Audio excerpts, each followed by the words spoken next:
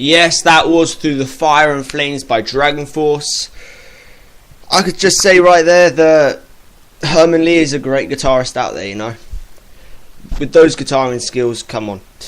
Anyway, I did promise you early on in my show I'll get a 5 Finger Death Punch interview out to you guys, and coming up on December the Monday after, so December the 2nd, I'll be having an interview with Avenged Sevenfold. So yeah, that'll be done by my mate, which has already interviewed him, but he needs to re-encode everything. So up next is that interview with 5 Finger Death Punch, plus a DJ Morgoth Hard to See Butter remix by the Bloody Beetroots and 5 Finger Death Punch.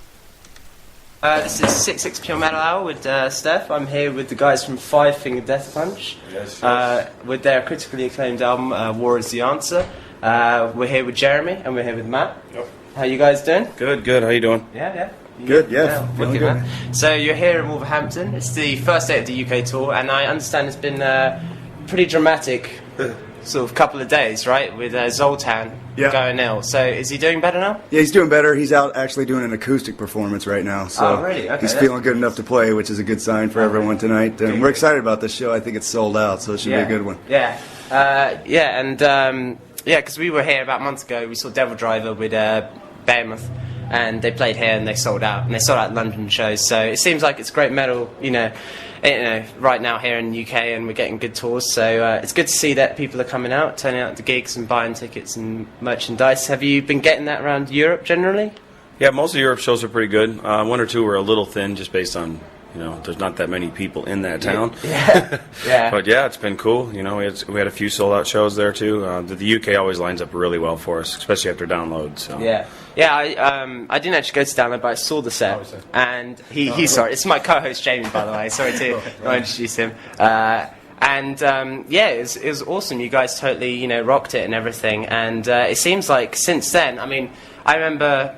The first time I saw you guys was on the Defenders of the Faith tour too. We were both there, but we didn't know each other then because we met at university. Oh right. And that's I was at the front, and you guys just totally blew me away because I knew the whole way of the Fist, but I hadn't really seen you live. I didn't know how it would translate. Yeah. And you just came on, and Ivan comes over, he goes, "For next half an hour, your ass is mine," and it just goes, and it's straight into ashes, and it's just awesome. So you guys have since Wear the Fist, you've released a new album, War is the Answer. It's out on Spine Farm Records. It's doing ridiculously well in the States. I think it's something is it 30,000 records you did in the first week? 44. That's the same amount as Megadeth did with their new record, Endgame. That's amazing. They've been around for 20 years. You guys have been on the scene for 2 years? Yeah. Well, you've been around before that, because I understand you are good friends with, I've forgotten his name now, Jason. Yes. You guys kind of recorded stuff together, is that right? Yeah. So how did that all come together We've been in numerous bands together in Los Angeles off and on for years, and we've become really good friends, and he made some solo records that I recorded on and helped him produce and stuff, so we've kind of had a good musical relationship for quite some time. Yeah, and that actually leads back to when I was at Defenders of the Faith, because I knew that you back then you had the other guitarist, didn't you? You had Daryl. And I'd seen him in the videos and everything, so I was turning up expecting to see him, and all of a sudden these flyers were going around, and this new guy was on there. I was like, "Who's this guy?" And I was just I'm pretty sure he doesn't look anything like Daryl. So that was pretty funny. So let's talk more about the album. I seem to go off the topic, but War is the Answer. It's an amazing step you've made from the first album, I think. Anyway, there seems to be more ballads on there. You've got Far From Home, Crossing Over, Walk Away. You've got the Bad Company cover, which I think you guys totally nailed. I thought it was amazing. Ivan's vocals on that is blistering. And at the same time, you've got a really nice balance of aggression as well, like Dying Breed.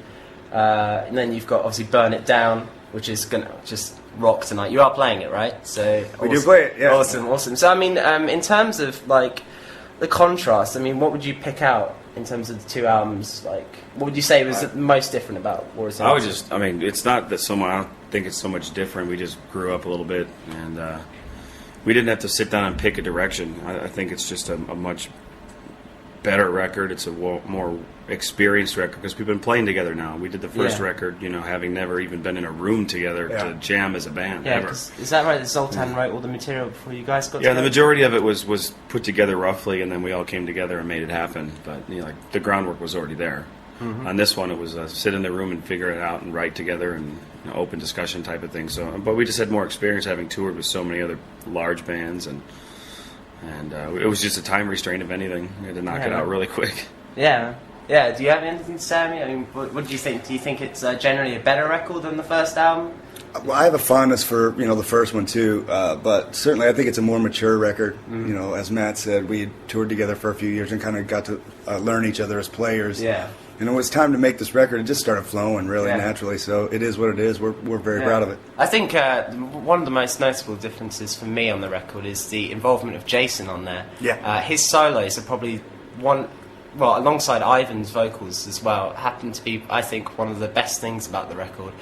He seems to have just crafted like a new element into Five Finger Death Punch. I mean, you had it before, but there's two guitar tones. You know, you can tell when Jason's playing, you can tell when Zoltan's playing. Sure.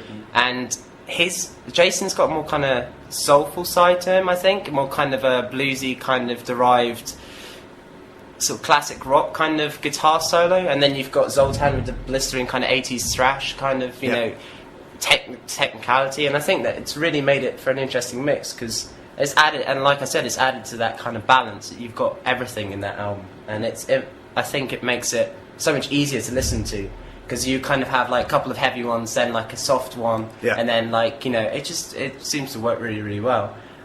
So have you got, I mean, does Death Punch have any plans, any big plans after this? Do you know if you can confirm any headlining slots or festivals or anything like that? We can't confirm anything, but we're not, just like before when we went out for 18 months. So we're going to do the same thing again. You know, we have a bunch of tours. 2010 is almost completely booked for us already, but completely. You know, we just can't announce it because you know the paperwork's not through, and you know some of the things we don't announce, some things other people announce, and but we're definitely busy. We're definitely going to be back over here during the summer, which we seem to only come to Europe and the UK in the winter. So we're looking forward to seeing what that looks like. So it's sunny here and raining today. That was fun. So after Europe, where are you guys heading? You guys heading back to the US, do a US tour, and because you've already done one, haven't you? I believe. We do the second leg of it. We go home for a couple of weeks for the holidays and stuff, and then we do the second leg of the Shock and Raw tour with Shadows Fall over there. So okay, yeah. And how are the guys in Shadows Fall doing? Are they having fun on this tour? Is it good? They didn't get sick. Are you guys sick? That's what happened with Devil Driver as well. They turned up and all of a sudden they all just fell sick, you know, and they just. I mean, we just did 6 weeks in the States, and I got sick then, so I've been fine this whole time. All right, okay. You get over it, but you know we've been out for 12 weeks or so now, so. Yeah, so it's just it takes a toll on you sometimes. You gotta stop drinking every once in a while. Yeah, man. Okay, well, it looks like you might have to wrap up quickly.